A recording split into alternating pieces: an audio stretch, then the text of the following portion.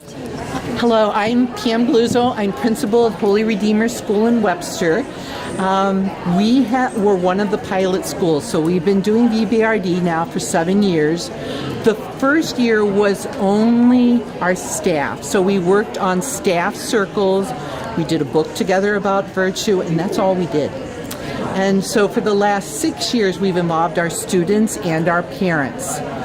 One piece that we do a little bit differently than most schools, we commit to a virtue and we stick with that virtue for an entire year. So this year our virtue was peace. Our tagline was, I will be a peacemaker today and every day. And so all of the school-wide activities were related to peace. Now within the classrooms monthly, teachers chose their own virtue to work on, but as a school, when we gathered, it was always about peace. Even if you're at a school that does multiple virtues, I strongly encourage, if you're going to do peace, do it at the beginning of the school year, because on September 21st is International Day of Peace. So it's really fun for your kiddos to see that the whole world is gathering together around a virtue. So we always have some kind of kickoff activity. The hardest piece, and I think others have referenced this, is that connection with parents. So we try to create things that instead of them having to come to us, we send something to them to do at home. So we sent pinwheels to everyone and a prayer service. And we asked them to, through the prayer service, commit to living out of virtue as a family.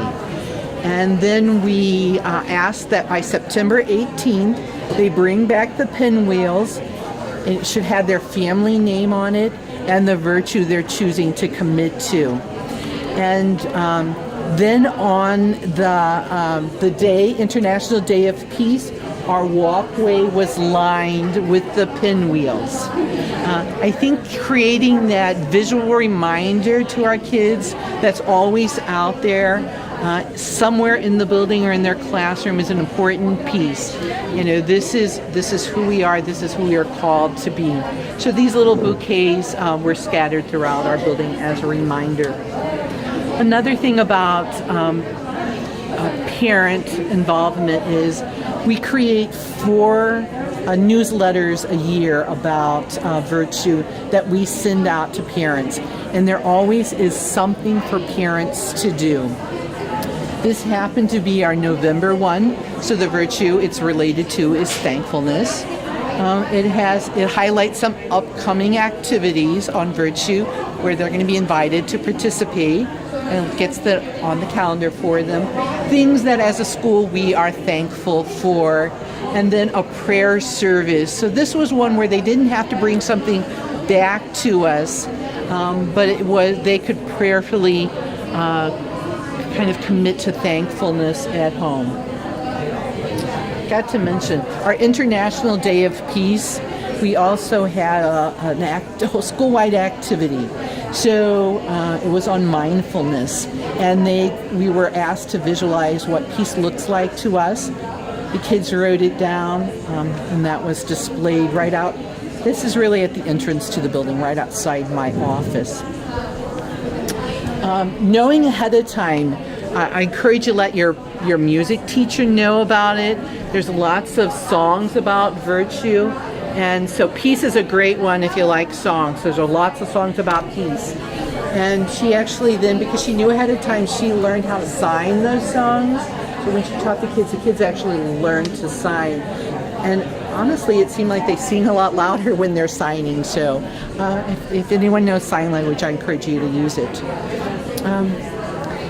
This was something that hangs on my door. So the teachers said to me that I give them wings to take flight. So everyone in the entire building did a butterfly, and then they created a peace sign for me. So that's my favorite gift I was given all year. I always want you to leave with something that you can do and you don't have to plan.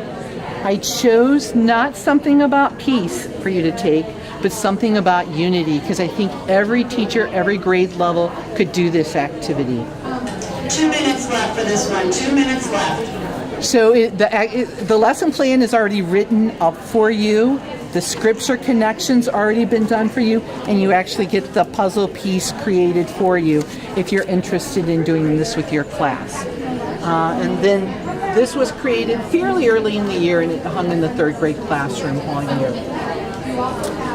One thing that you'll see on this, and any activity that you look up in the book, is there's always a connection to scripture.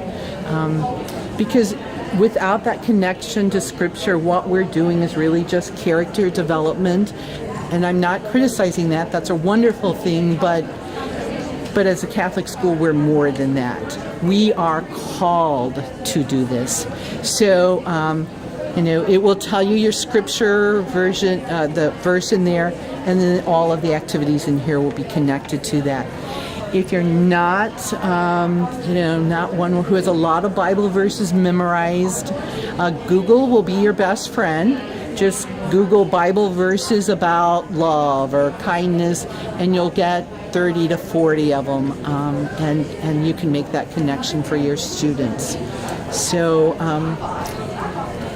this is our pre-K. They made a little quilt here about their words about peace. We can take a look at that. 3 teachers asked, could I please display there, so I'll never say no to that. These are the directions are in the book if you're interested. This was a 7th grade activity. It's about the cross room. I'm sure you're probably familiar with the story. The person says their cross is too big to bear. Can I have another cross? They end up finding and discovering they had the smallest cross to bear by the end.